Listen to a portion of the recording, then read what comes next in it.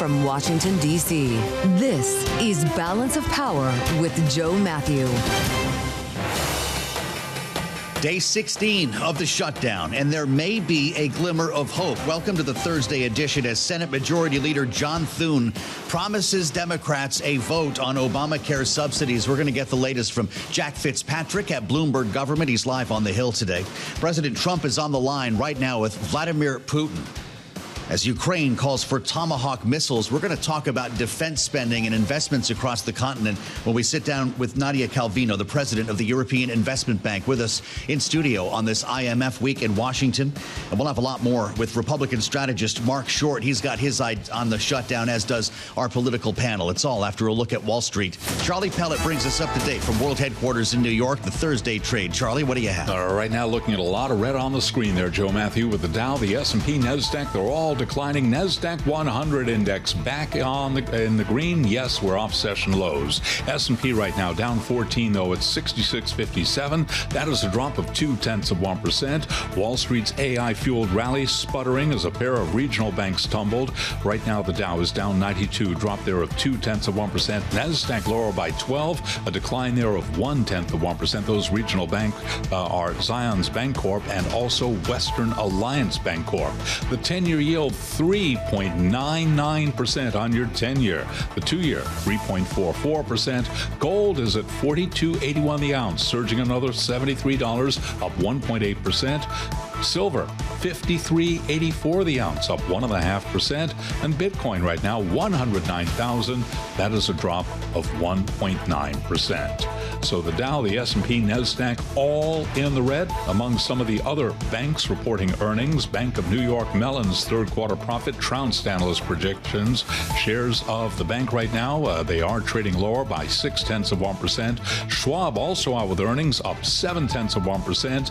And U.S. Bancorp, little changed on the day, up under 0.1%. Again, recapping, stocks lower with the S&P down 22 now, down 0.3%. Balance of power continues right now. Back we go to Washington. Once again, your host. Here he is, Joe Mathieu. All right, Charlie, we thank you as always. Charlie will have more in about 20 minutes time as we watch Wall Street together here on Balance of Power. Thanks for joining us. For the Thursday edition, we're live in Washington as always on Bloomberg TV and radio. And good to have you along as we consider now day 16 of a government shutdown that does not show signs of stopping. And of course, that's been the headline since this all started. But God forbid there be a glimmer of hope.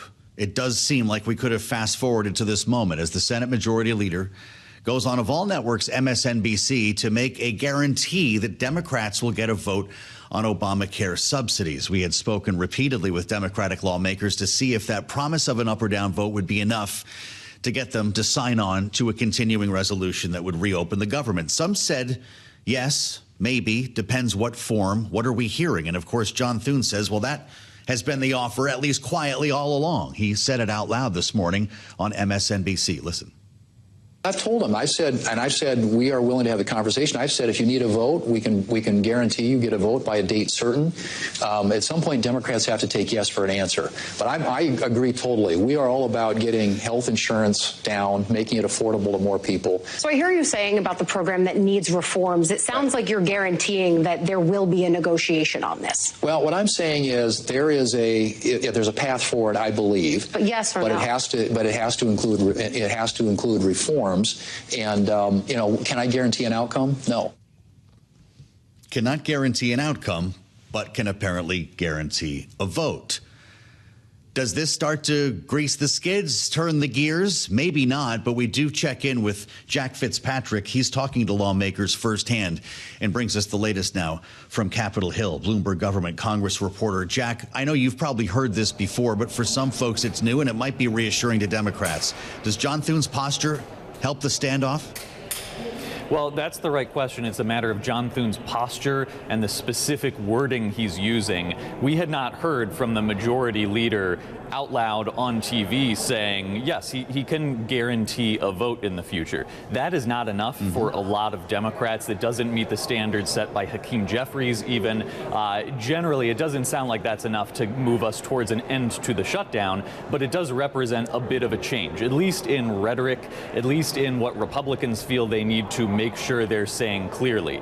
It looks like there's a big gap still between what Republicans want and what Democrats are trying to get out of them. But if you're looking for some tea leaves, if you're looking for a little bit of movement to see if one side has the momentum over the other, it certainly is notable to see the Republican majority leader say he's comfortable saying there absolutely could be a vote on this policy demand that Democrats are making, even though he wants it to be separate from a vote to end the shutdown. Got it. In the meantime, we're going to do daily voting on the Republican CR. Jack, I presume that's been the strategy essentially each day, working day that John Thune has had the membership here.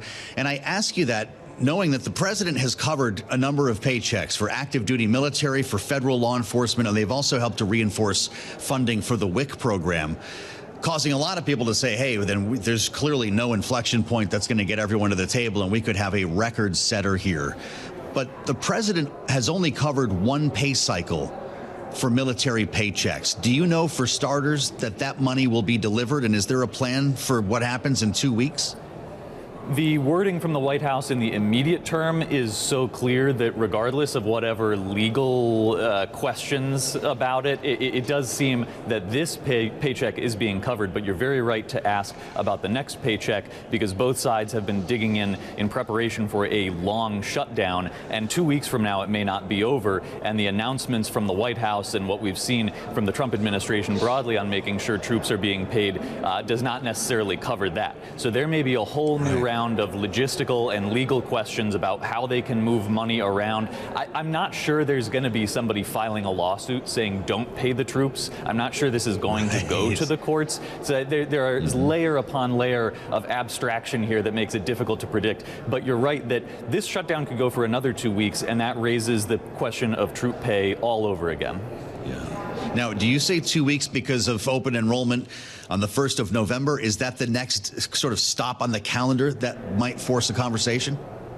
The fact that it aligns roughly with another round of questions about troop pay is kind of convenient or inconvenient, depending on your perspective. But yes, Democrats are really focused on November 1st and the lead up to November 1st. Open enrollment is November 1st. The expectation of letters from health insurance companies that could warn of increased premiums next year is another political pressure point. So as we at least get closer to November 1st, that really is the key to the Democratic strategy. And when you hear members talk this much about November 1st, it is clear they are preparing for a shutdown that could go in excess of a month.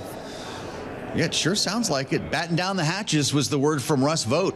So, give us a taste of the culture, Jack. You're up there. What's going on? Are lawmakers hanging around their offices? Are they all at bull feathers drinking beers? Like, what do you do? And it's weeks on end of a shutdown with no off-ramp in sight. It's very different in the House and Senate, obviously. In the Senate, they're voting over and over again. Right. It's Groundhog Day. They do have to make it to votes. They have to make it through scrums of reporters who are asking if there's any change in their position. It is quite repetitive because this is 10 votes now that are failed on the Republican CR. I think we're at 7 that failed on the Democratic measure. It's very repetitive, not a lot of progress. And then in the House, you have Democrats making a point to be here saying we're ready to work, but very, very quiet, almost eerily quiet in the House. Overall, compared to past shutdowns, this is a strangely repetitive but quiet one in which there really are not significant negotiations and backroom horse trading going on. Does Speaker Johnson keep everybody out then till further notice? Will they be back next week? He seems determined to keep them out until the shutdown is over. That's what he said over and over again. Clearly, Democrats think that is a pressure point when you see the focus on Representative-elect Adelita Grijalva, who has still not been sworn in. The accusations that Johnson is doing this to hold up progress on the measure to require the release of Jeffrey Epstein documents. It may get more and more uncomfortable for him to maintain that position as time goes on. But he has not wavered. He has said there's no negotiating, no work to be done unless the shutdown ends. And I don't see any signs of him changing his mind at this point. There you have it from Jack Fitzpatrick. Take it to the bank for now. I have a feeling we're going to be talking to Jack a little more before they have this settled. He's a Bloomberg government congressional reporter and has been knee-deep in this conversation for more than 16 days. It's 16 days of the shutdown now, but we've been talking about this going back weeks before it happened. When the votes take place, we'll, of course, let you know. The other major story that we're following today brings us to the other end of Pennsylvania Avenue. Donald Trump on Truth Social. Just before we came to air, this is now almost 2 hours ago. I am speaking to President Putin now, he wrote. We did give a headline a bit earlier that they were expected to speak today. The conversation, he says, is ongoing, a lengthy one, and I will report the contents, as will President Putin, at its conclusion. Thank you for your attention to this matter. This call could still be underway. It may have ended, and we haven't seen another post yet. We don't know. But, of course, there was a question about tomahawks, along with other defensive weaponry that came from President Zelenskiy. He's going to be meeting with President Trump tomorrow. This 48-hour period could be critical in determining the next phase of the war in Ukraine. And it's coming against the backdrop, of course, of calls for additional defense investments across the continent, which is why it's a pleasure to be able to spend some time with Nadia Calvino, the president of the European Investment Bank, which I want you to think of as the financial arm, if you will, of the European Union. President, it's great to have you with us on Bloomberg TV and radio. Thank you for being here. Welcome to Washington on this IMF week. I hope your meetings have been going well. Yes, they're going really well, very interesting. It's always a pleasure to be back here in Bloomberg. Well, I appreciate that very much here. According to our reporting, the European Union is laying out a 5-year plan when we consider investment across the continent to help rearm and restrain Russia. To what extent is the EIB involved in that broad investment that will clearly take years to realize? Indeed, the European Investment Bank, as the financing arm of the European Union, has an important role to play in stepping up Europe's capabilities in the area of security and defense. There are many different needs, and we are very well placed to finance some key large infrastructures, critical infrastructures, military facilities, also research, production capacity, for example, drone manufacturing, and also financial support to small and medium-sized companies in the supply chain of large European contractors. It is unfortunate. I think that we are living this situation, but Europe has a very clear vision of where to go, and the European Investment Bank is helping get there. Yeah, it's interesting that we're seeing a lot of these smaller defense companies, in some cases startups, that are reinventing the way that we look at this, and in some cases challenging the old line big defense contractors when it comes to different contracts. You mentioned drones, which is something that is a big deal here in the conversation about defense technology, that the EIB is ready to invest millions of euros in Europe's drone defenses. How would that be doled out, and how are you looking at that as a continent as opposed to a collection of countries? Well, right now, we have a very robust pipeline of more than 30 flagship projects in the different areas I mentioned. But we're following very attentively the upcoming meeting of leaders, of prime ministers and presidents that will take place next week, the European Council meeting, to see what is their vision precisely when it comes to reinforcing the eastern border of the EU, also drone manufacturing and protection against enemy drones, etc. And we will be ready to help and support in those areas where we have most value added. I can tell you that the president's phone call with Vladimir Putin has just ended. Okay. President, I just want to take a look at what he's writing here. He says, we've just concluded the telephone call, and it was a very productive one, says Donald Trump. President Putin congratulated me and the United States on the great accomplishment of peace in the Middle East, something that he said had been dreamed of for centuries. He goes on to try to connect the Middle East to the war in Ukraine here, even mentions the First Lady. Says they spent a lot of time talking about trade between Russia and the U.S. when the war with Ukraine is over, and said that at the conclusion of the call, we agreed that there will be a meeting of our high-level advisors next week. The United States initial meetings will be led by Secretary of State Marco Rubio, together with various other people, to be designated, a meeting location to be determined. And then he says he and Putin will meet in an agreed-upon location, Budapest, Hungary, to see if we can bring this inglorious war to an end. He refers to the Zelenskiy meeting tomorrow, in which he will discuss his conversation with President Putin. So we have another meeting. Does this kind of talk sound productive to you, or more of the same? Oh, well, I think it's very good to call this an inglorious war. This is Putin's war, a war of aggression, a war of choice. From the European Union's perspective, we want this war to finish as soon as possible. So whatever, can get us to a fair and stable peace, of course, it has to be fair and stable if we want it to be permanent. should be welcomed, of course. When we consider the need for energy and the war over Russian oil, which I think is its own story altogether, would the EIB help cover Ukrainian purchases of U.S. LNG if that helped to end the war sooner? We have just signed a 300 million deal with Ukraine. I had a meeting with the Prime Minister Sirvidenko yesterday. And we're looking into options to step it up even so that they can replenish their gas reserves for the winter. We are also supporting Ukraine when it comes to rebuilding critical infrastructures, including transport and energy. And we are supporting Ukraine when it comes to rebuilding supporting the daily lives of Ukrainians so that they can live lives that are as normal as possible, in this totally extraordinary and terrible circumstance. Rebuilding hospitals, schools, kindergartens, protecting the infrastructure so that children can go to school. I think this is essential if we want to protect a strong basis for the recovery once the war is over. There's so much that we can talk about that is depressing. The idea of rebuilding is the definition of optimism. And I'd love to hear how far you allow yourself to not only think about it, but to plan for it, because obviously this is a war that could end soon. And an enormous amount of work will be done and money required from governments and private industry. How far have you planned this out? I am very grateful for your question, and I'm going to also smile, and I say, absolutely. I actually think I am very confident that Ukraine will bounce back very strongly once the war is over, because I have seen the determination, the resilience, the commitment of Ukrainians. I have also seen the very strong infrastructures of the country, and we have been supporting them for more than 2 years to make sure that the country has a strong basis on which to build this reconstruction, and also to pave the way for a successful accession to the European Union.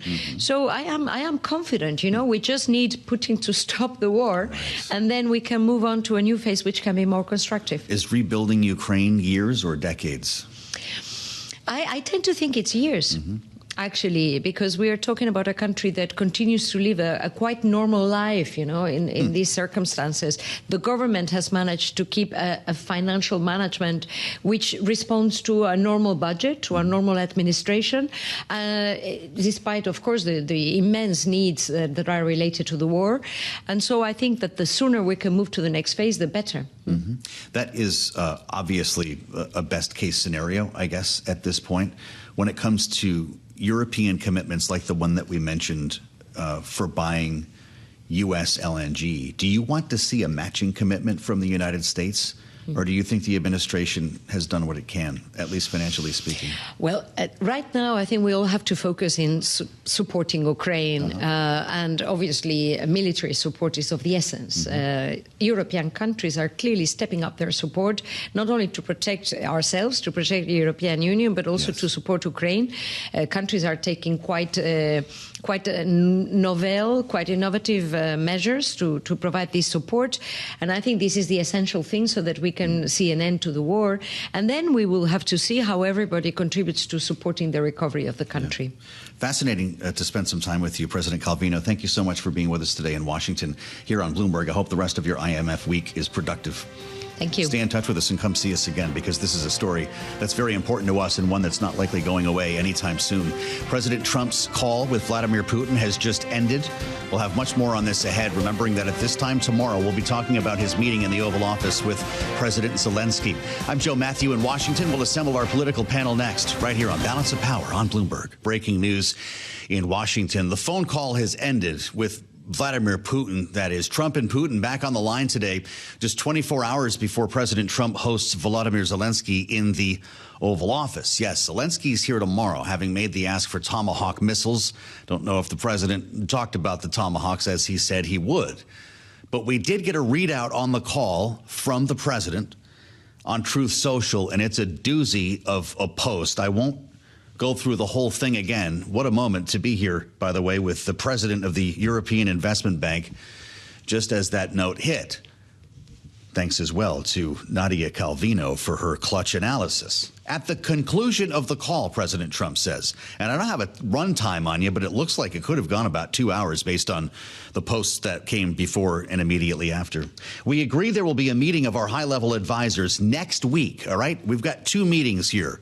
High-level advisors, initial meetings led by Secretary of State Marco Rubio with various other people, he says, to be designated. A meeting location to be determined. President Putin and I will then meet in an agreed-upon location, Budapest, Hungary, to see if we can bring this inglorious war between Russia and Ukraine to an end. Viktor Orban rising here today as we assemble our political panel. Bloomberg Politics contributor, Republican strategist Rick Davis, partner at Stonecourt Capital, alongside Aisha Mills, Democratic strategist principal at Community Asset Management. It's great to have you both with us today.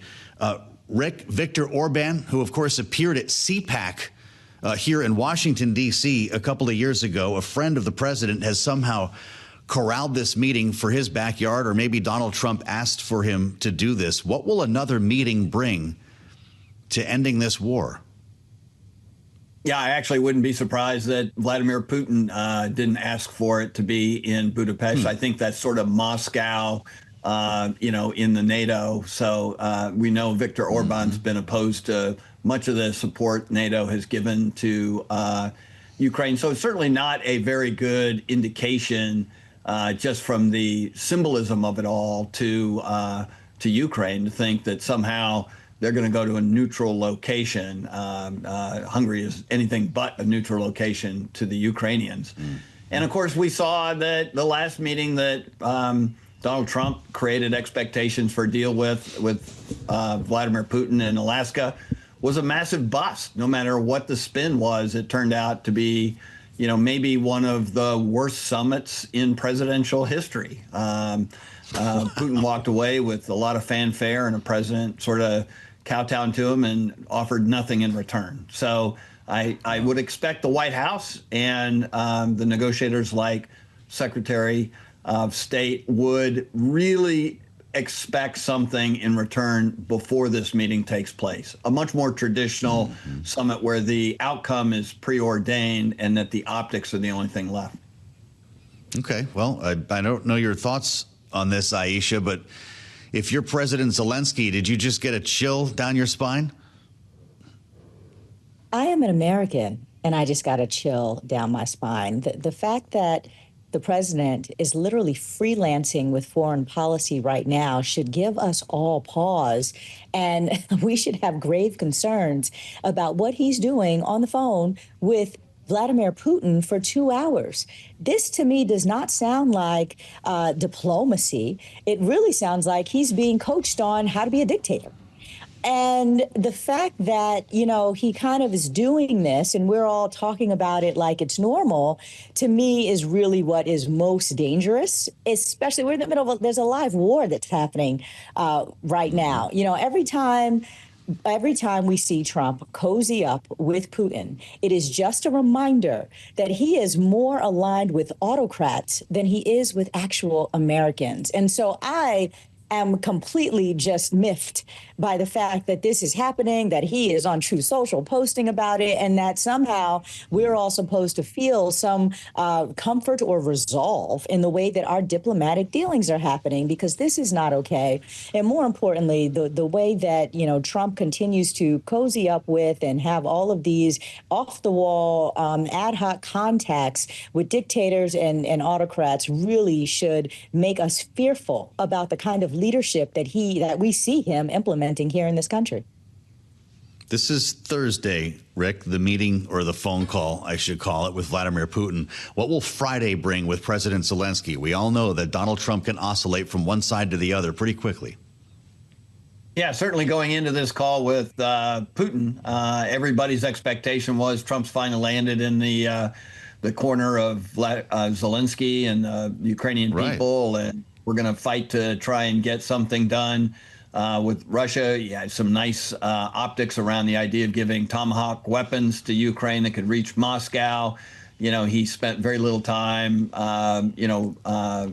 really sort of relitigating with Putin the idea of, a peace deal right away. And And now we have completely a reversal of that, seemingly. I mean, I don't want to speak too hastily that somehow tomorrow's meeting with Zelensky isn't going to be a good one. Zelensky wants a deal too, right? Zelensky wants peace, and that whether you like it or not, that's going to run through Donald Trump. And so Zelensky's got his own capabilities to influence the president, and certainly is on the right side. So let's see what happens. But you keep your fingers crossed, because the only thing worse than a government shutdown is Zelensky in the Oval Office. Oh, wow. Does this mean no tomahawks, Rick, or we need to wait for tomorrow? I think you got to wait. Look, Donald Trump's an unpredictable character. Aisha, makes the point that you really don't know what you're going to get, when you open up that box. And I refrain from saying he's a box of chocolate. And yet at the same time, the wheels have been in motion at the Defense Department to queue up tomahawks. And so the idea that this could be something that could get done was, I think, pretty acceptable to the defense establishment. So we'll see. I'm not ruling it out, and I'm not ruling out other support that we could give to the Europeans in order to help support the war at this stage. Aisha, Sisi asks the question, does this come down to whomever speaks to Trump last, who wins the war? I mean, is this middle school? Like, this is, I don't know, guys. I just think that all of this is just completely frightening and preposterous. That this is how we're literally talking about. We're not talking about peace or the Ukrainian people or the stability of Europe, which are really the conversations we should be having. We're talking about whether our president likes a guy. It's completely, nerve wracking to me. So I do hope that, this goes well. But frankly, I'm not confident that it will.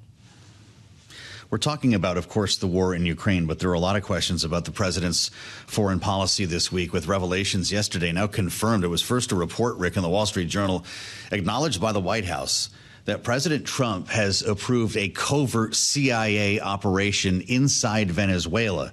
They are apparently not armed and engaged, but they are obviously busy there and potentially setting the stage for an operation that could be larger. We've now blown up a half dozen boats coming out of Venezuela, said to be carrying drugs.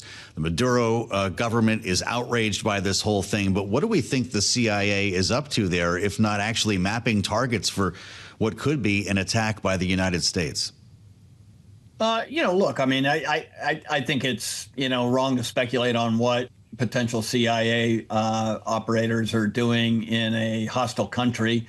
The reality is there's a lively opposition there that needs help being organized and supported. So it could be something as benign as, domestic politics. And yet, on the other hand, this president seems to be on a war footing with Venezuela. He not only has he attacked these drug runners coming out of Venezuela, but they've also moved a lot of big military assets, submarines and frigates and destroyers into the Caribbean to be staged near Venezuela. And so, this is a president that means business. I don't think we should discount the fact that he's prepared to pull the trigger on any kind of kinetic effort to engage the Venezuelans.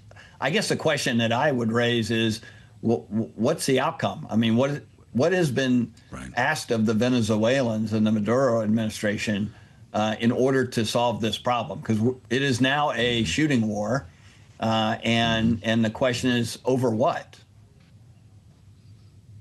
It's a great question, Aisha. The president said yesterday, I authorized it for two reasons. Of course, he could have taken a pass on this question. He says Venezuelan leaders emptied their prisons into the United States of America. That's one. And two, we have a lot of drugs coming in from Venezuela. Is he seeking regime change or something else? Here's the issue that I have, sir. Certainly, we want to make sure that there are not drug cartels, flooding the United States. Of course, we certainly wouldn't want that. My concern is that this president is making really broad blanket statements with absolutely zero evidence. It's alleged that these boats that he's shooting up are presumably, bringing drugs or whatever it is. But do we have real evidence and proof of that? Congress doesn't know what's going on. The president has not issued us anything that really will help the American public understand definitively why Venezuela is suddenly the biggest threat to the United States that warrants this type of action. And that's my concern, is the complete and total lack of transparency. Frankly, just, take his word for it, because he, bellowed out something. And we know that much of what he has to say is misinformation, disinformation, half-truths, and a lot of poking out his chest and making declarations that we don't necessarily have a lot of evidence to back up. And so I would just like to understand more from this administration. If it matters that they carry this out, why? Yeah, a lot of questions with our panel that have yet to be answered. Aisha Mills and Rick Davis, many thanks to both of you for your insights. We'll have much more ahead as we're joined by Marc Short, Republican strategist, veteran of the first Trump administration on day 16 of the shutdown. This is Bloomberg, connecting the dots here between Washington and Wall Street every day on Balance of Power. Thanks for joining us on Bloomberg TV and radio. The phone call has ended. If you're just joining us, Donald Trump spent some time today with Vladimir Putin talking about the war in Ukraine. It wasn't in person this time. They were on the phone, and it appears, at least based on the Truth Social posts, that call was approaching 2 hours in length. The president back on social media to announce the conclusion of the phone call. And there is some news here. It does not involve tomahawks or even a potential end of the war, but another round of meetings.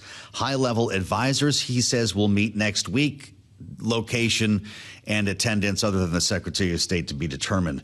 But he says President Putin and I will then meet in an agreed-upon location, Budapest, Hungary, to see if we can bring this inglorious war between Russia and Ukraine to an end. Remembering, of course, that he meets with Vladimir Zelenskiy tomorrow in the Oval Office. And the president refers to that, saying he will discuss his conversation with Putin and much more. I believe great progress was made with today's telephone conversation.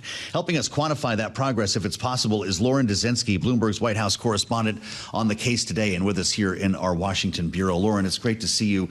This meeting tomorrow was already high stakes.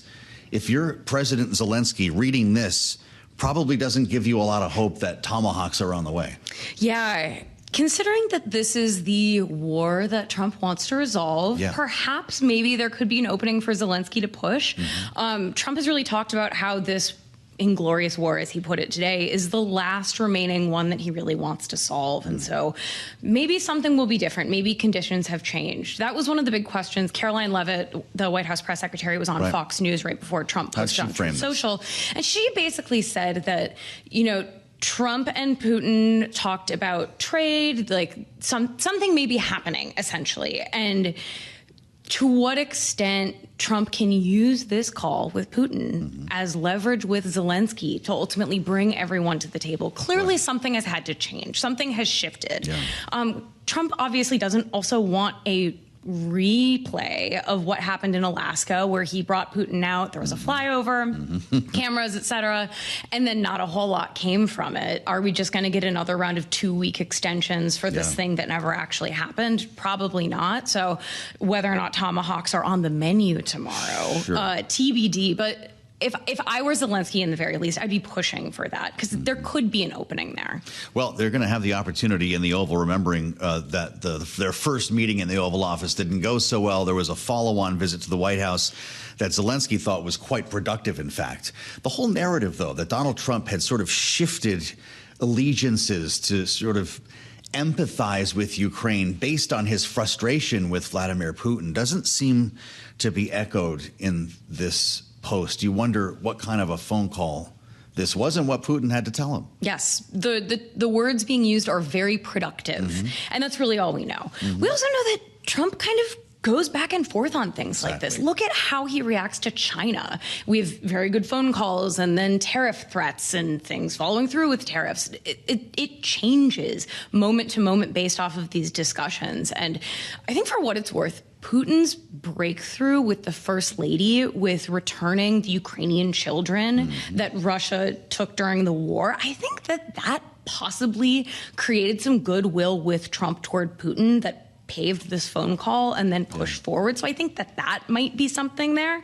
But again, I think we'll just have to see. Yeah, you mentioned the summit in Alaska. Rick Davis referred to that, I think, as the least successful summit in presidential history, or one of them. But there was no framework to take away. And remember, they decided spontaneously at the beginning of a global news conference to take no questions. So we really don't know what came from the ride in the limousine or the brief meeting that they had. But there was a flyover, Joe. Well, it was a big flyover. That's true. And I suspect maybe there will be in Budapest. But the question that we're asking is, will there be anything hammered out in advance, as you might have seen in a traditional presidential summit, where the terms have been already laid out and the meeting is really a formality? You would think that, so next week we know at least that there is a high-level meeting of advisors between Trump and Putin. Their advisors are meeting next week, location unknown. And while we know that Trump and Putin will meet in Budapest, that timing is unknown. One would assume that the traditional diplomatic process of the high-level advisors hashing things out ahead of time would then lay the groundwork for some sort of agreement going forward.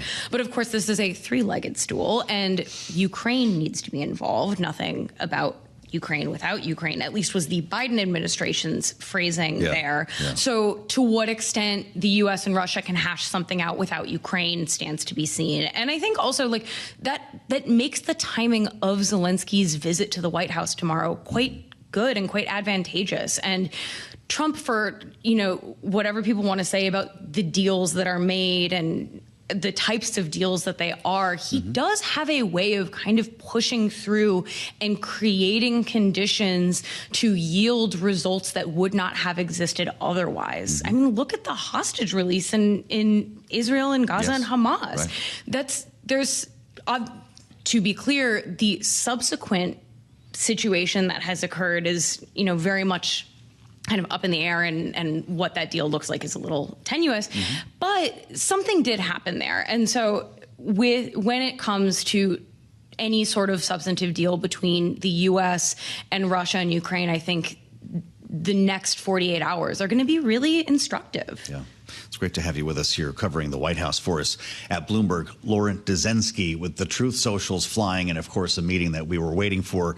It has now concluded. Lauren, it's great to have you back as always. I'm Joe Mathieu in Washington. Speaking of, by the way, the war in Gaza and the tenuous ceasefire that Lauren refers to, the president just posting again on Truth Social about Hamas.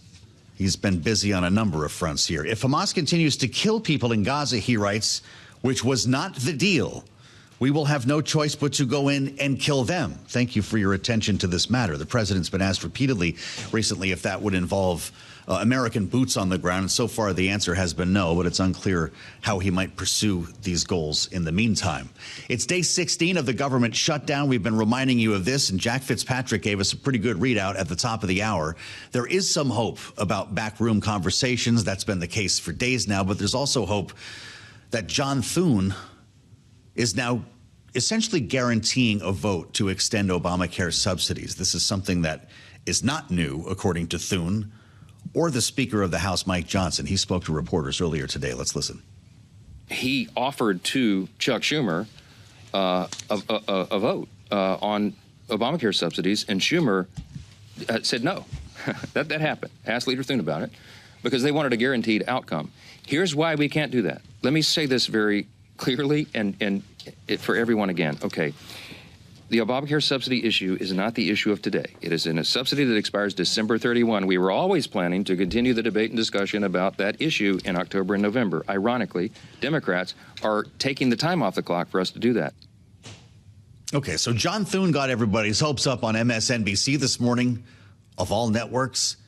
Now Speaker Johnson is there to maybe put a little cold water on this. Maybe nothing has changed. That's why we want to talk to Marc Short, former Chief of Staff to Vice President Mike Pence. He was also the liaison to Congress Congressional Director in the original Trump administration, Marc Short. Welcome back. It's great to see you. Joe, thanks for having me. Are we closer to this being resolved, or?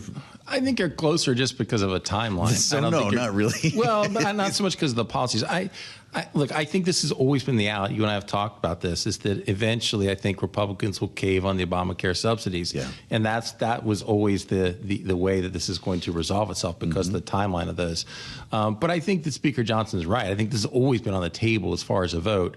It's interesting that Democrats didn't jump on that. And I think, Joe, the reason is because I think they're feeling more and more confident in their own position here, which is a surprise because I think traditionally when Republicans have forced shutdowns, eventually, the American people look at it and say, well, who forced this? And they don't get rewarded for it. I think in this case, Democrats forced the shutdown, but I think they're feeling that they're going to win on the Obamacare subsidies issue. So a vote, being given a vote now is no longer sufficient for them. They want a desired outcome. Deal, sure. When you were legislative director in the first Trump term, you would have been making phone calls this week saying, hey, you know what? We got the troops paid. We've got federal law enforcement. We got money for WIC. These are really interesting moves that the administration has been making to say, well, in the words of Russ Vought, we're hunkering down for a long one. I think they are, because I also think that the administration actually is sort of, engaged at a level above Congress. The president is in Israel striking historic deals. The president's looking for the next negotiation in Ukraine. He's looking to his trade deal with Xi coming up in November. And so I think that they're at a whole different level, and they sort of like Congress is beneath them, so why get mired into that right now? So I think there isn't as much interest in the White House to engage, which I think also slows down a negotiation to resolve the shutdown. It does, right? I mean, you've got Mike Johnson saying this could be the longest ever. Is that where your head is? I'm not sure it's the longest ever, because I still think that the next sort of backstop on this, Joe, is November 1, when the announcements of the new insurance premiums go out. Right.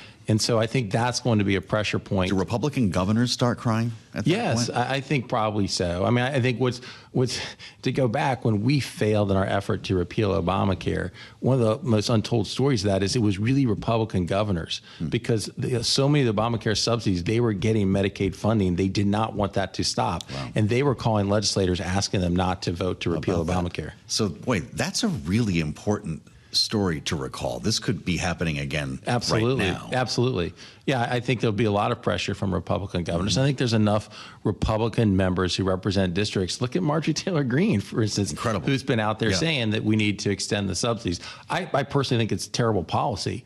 I think that the Democrats were really shrewd in basically winning over insurance companies by promising subsidies. Interesting. That, it started at 400% of the poverty level, Joe, and now we're above that to be providing subsidies. But I think politically, there's enough Republicans willing to go along with it that that's going to still be the outcome of this. With conditions, right? Republicans obviously have something on paper that's going to say an income cap of what, $200,000, a point of expiration. I mean, the idea was that at some point these would not be made permanent, although I know a lot of Democrats want it to be. There'll be a point of expiration, but that's what we have right now. That's when the next shutdown happens. That's what we have right now. Yes. There's a point of expiration during the COVID, and since that this was legislated to extend them for 2 years. And so I think that, the hardest thing to do is to end the government program, Joe. And so I think that even though you might have a temporary end date, it'll be hard to see that there'll be the political muscle to end it at that point, too. Democrats say Donald Trump made the 2017 tax cuts permanent. Why can't we make this permanent? Well, again, I think that the Democrats created a government-run healthcare system. There's been a total disaster that continues to create more and more and more government funding. I don't think people are happy with it, but they've created the system where it's too expensive if we don't extend the subsidies. Yeah. And that's just the ongoing problem that we're in now. John Thune's doing more than promising Obamacare votes, and we've got just about a minute left here. He's going to have a vote on the NDAA potentially by the end of the day. What do you make of that strategy to see if we can get Democrats to come to the floor to vote for something? I think it's really smart, because either you're saying, hey, we want to continue with government funding or continue the business of the Senate, or we're in a shutdown. Right. And so I think it's smart for them to keep putting forward votes of that nature, whether or not it's funding DOD or now NDAA. I think those are smart moves. Does that shake a couple Democrats loose? Maybe vote for a CR? I think it could shake them one or two loose on these individual bills. Got it. I think that the CR is not going to be solved until you get around November 1st, and you have, again, a push on the subsidies. We're going to be eating turkey still talking about this, right? I don't know. Don't answer that. Marc Short with us in the flesh. Great to see you, as always. Republican strategist Marc Short on Balance of Power on Bloomberg TV and radio. I'm Joe Mathieu in Washington. We'll have the latest on the shutdown. Yes, day 16. And look ahead to tomorrow's meeting with President Zelenskiy when we meet on the late edition of Balance of Power. That's 5 p.m. Eastern. Stay with us here on Bloomberg.